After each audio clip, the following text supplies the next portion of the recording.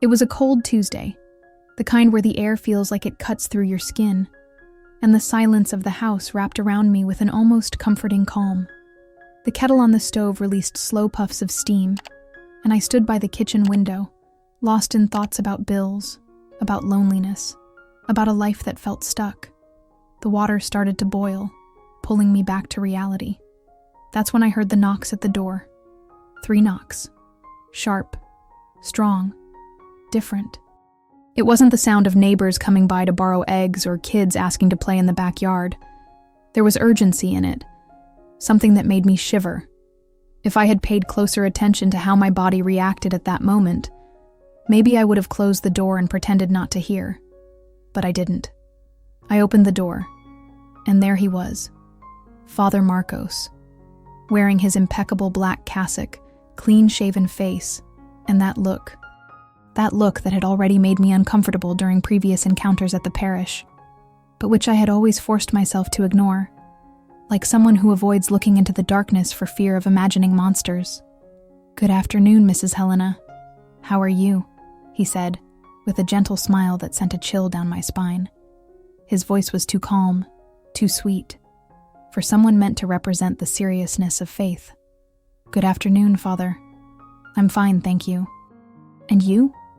"Always in the peace of God," he replied, raising his hand slightly in a near theatrical gesture. But his eyes said something else. There was something there, something that wanted more than the polite answer I gave, something that seemed hungry. "I received the notice about the late rent. I just came by to talk, to see if everything's all right." Inviting him inside would have been the polite, proper thing to do. But that day, I hesitated. Still, I stepped aside, opening the space with my body. "Please come in, Father. I have the paperwork in the living room." He entered slowly, examining every detail as if it were his first visit. It was the 4th, maybe the 5th, but his eyes roamed the corners of the house like a predator marking new territory. There was something feline in his movements, smooth but precise. I went to the living room, pretending to busy myself with papers. I could feel his gaze behind me, heavy, measuring, analyzing my every move. When I turned around, he was closer than I expected. "I know life in the city is tough," he said, his voice now softer, almost a whisper. "But the parish depends on everyone, and you've been a good tenant, very dedicated." I know, Father. I just need a few more days. I'm sorting everything out." He stepped a little closer. I could feel his breath warm against my face. "There are other ways to work things out," he said, then fell silent. I frowned. "What do you mean?" He smiled, a small, crooked smile, the kind that didn't belong on a man of God. Sometimes God opens unexpected paths, and we, his servants, can be instruments of his solutions. For a second, I thought I had misunderstood. But then he extended his fingers, long, thin, almost cold, and rested them on the edge of the table, so close to mine that I instinctively pulled away. "What are you trying to say, Father?" "You know, Helena, I see it in your eyes. You're a smart woman."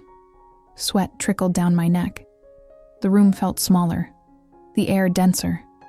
I swallowed hard and fiddled with the papers, any papers, hoping the action would break the tension. "With all due respect, Father, I'd prefer if you came back another time. I'll send the payment as soon as I can." He didn't answer immediately. He just stared at me. Silence grew between us like a dark cloud. Then he stepped back, adjusted his cassock, and said, "As you wish, Helena. But remember, life is made of choices." When he left, I closed the door slowly. My legs weakened. The kettle was still whistling on the stove, now louder, almost like a trapped scream. That night, I couldn't sleep. My mind kept spiraling through imagination and dread. Every creak of the wooden floor, every shadow that crossed the window, made me jolt upright. My eyes were exhausted, but my mind wouldn't let me rest. It replayed the scene over and over, his expression, his voice, as if my head were a projector refusing to turn off. The next morning, I couldn't even drink coffee. My stomach churned. My body recognized what my mind still refused to accept. I was being hunted. Not in the traditional sense. It was a silent hunt. Psychological. He was studying me. Waiting. 2 days later, I received the first message. "Good morning, Helena. Saw your photo on your status. You look beautiful." My blood ran cold. I didn't even remember what photo I had posted. I checked. It was just a random picture. My face turned sideways while holding a book. But the simple fact that he had seen it, had been looking at it, thinking about me that way, made me delete everything immediately. "If you can, send me a few more, so I can pray for you better." That was the second text. I sat frozen, staring at the screen. For whole minutes. I didn't respond. He stayed silent too. 2 hours later, the third message came. "Just kidding, Helena. God bless you." It wasn't a joke. It was a test. A calculated move to see how far I would allow him to go. And I hadn't replied. But I hadn't blocked him either. I hadn't reported him.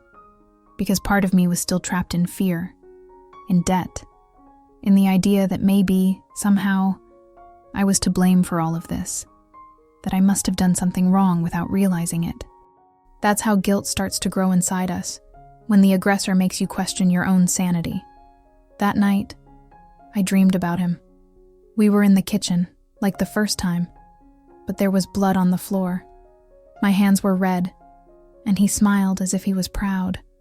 I woke up with my heart racing, my pillow soaked in sweat, and a single certainty in my mind. He would come back.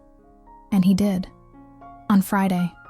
It was late afternoon, the sky covered by thick gray clouds.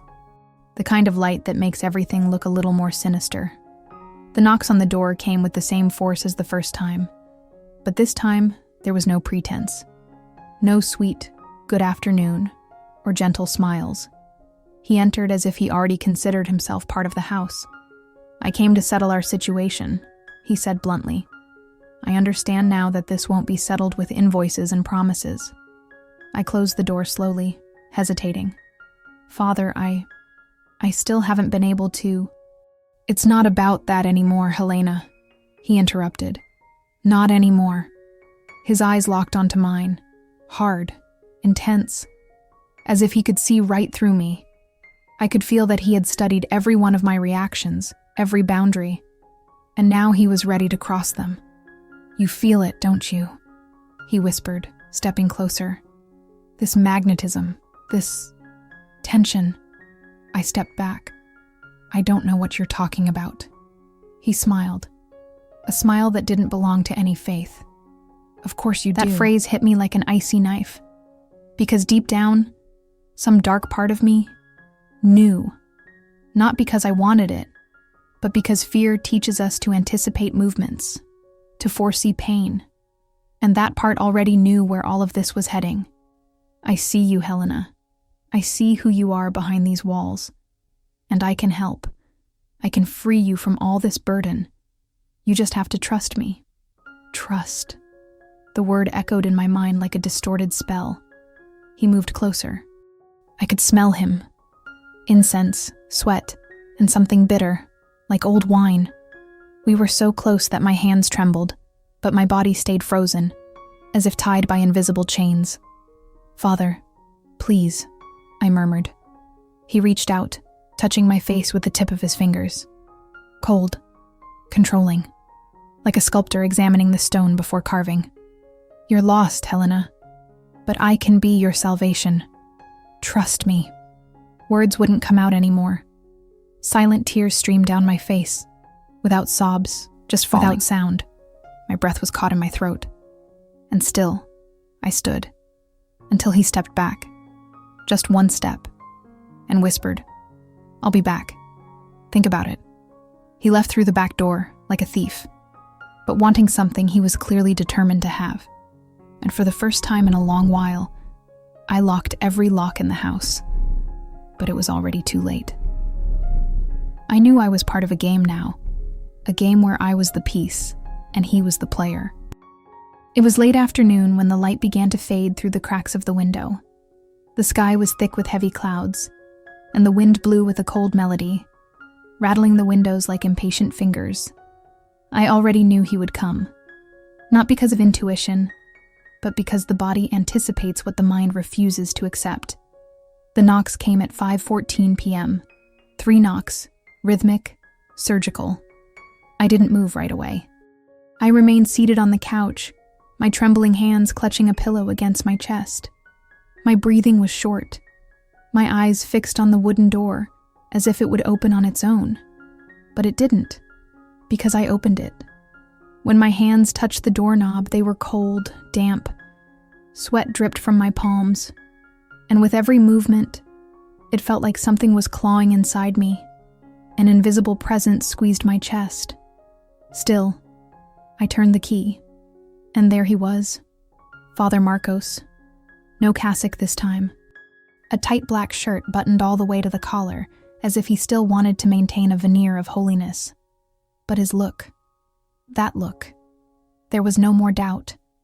It was the gaze of a man who didn't ask, a man who took. "Good afternoon, Helena," he said, his voice drenched in unbearable calm. "I'm here to finish what we started." His presence filled the room even before his feet crossed the threshold. The air changed. The atmosphere grew thick, opaque. The light seemed to flee through the cracks, as if unwilling to witness what was coming. I tried to step back, but my body no longer reacted the way it used to. There was no strength left, only surrender. "Father, I still can't." He closed the door behind him. The click of the lock sounded like a death knell. Final. "You already know this isn't about the rent anymore." And he was right. It wasn't. It was about power, about domination, about someone who, under the disguise of faith, had found pleasure in corrupting what he had sworn to protect. He approached slowly. Each step echoed against the wooden floor, as if it were resonating inside my chest. The sound of his shoes on the wood, the sound of my ragged breathing, the sound of my mind begging for silence. We stood face to face. "I see everything in you, Helena. The fear, the doubt, the desire to run. But I also see something more." He lifted his hand and brushed the back of his fingers against the side of my face. The touch was light, almost tender, but there was something disgusting in its sweetness. A caress laced with poison. "Do you want to understand what I can give you?" I closed my eyes. I tried to imagine it wasn't real. I tried to think of something else. The smell of rain, the taste of morning coffee, the sound of birds. Anything. But it was impossible to escape that moment, because he was there, breathing over me, dominating everything. He guided me to the couch with a quiet firmness. He didn't say anything else. He just sat down beside me and held my hand. His fingers were cold and dry, like old leather. "Just let go, Helena. That's all." My throat was dry. My body shook, but the words slipped out. I don't know what to do." He smiled. That cursed smile of someone who had already won. "Trust me. Leave it to me. From now on, I'm in charge, and you just obey. No questions, no regrets." In that instant, the world seemed to stop. The only thing that existed was the weight of my surrender. My legs were weak, my hands numb, my heart pounding so loudly that I could barely hear his voice. He leaned me back against the sofa. The rough texture of the fabric against my back was my only link to reality. His scent overwhelmed me, a mix of cheap incense, sweat, and suppressed lust. I closed my eyes, but the images came back even stronger. I didn't know what to think. Didn't know if I was liking it or not, or if it was right or wrong. I was confused, but I let myself be carried away. I felt his hands sliding over my skin, over my body that was now completely in his hands, and there was no turning back. It was as if he wanted to mark every inch of me. Time distorted. The world became a muffled blur of touches and breathing. There was no tenderness, no exchange. It was invasion. It was domination. My elbows pressed into the sofa, my knees bent. I tried to pull away, but he kept coming back, insistent, hungry, like a machine, like a sentence that could not be postponed. At some point, he forced himself deeper, harder, and the tears started to fall. And he saw them, and he didn't stop. On the contrary, it seemed to make him more firm, more certain, more excited. His face hovered over mine, his eyes half closed, eyes that saw me only as a body. When it was over, he got up, adjusted his shirt, and left without looking back. Through the back door. I stayed there, sitting, my knees pulled to my chest. The world was silent. Only the echo of the door remained, and the sound of the kettle. Again, the kettle, boiling alone in the kitchen. After everything was over, I didn't even think that I could have done something different, but the truth was, I had no other way to pay my debt. One way or another, I paid. And now, who knows? Maybe if I have to do it again, it wouldn't be such a bad idea after all. Because somehow, everything finds a way to work itself out.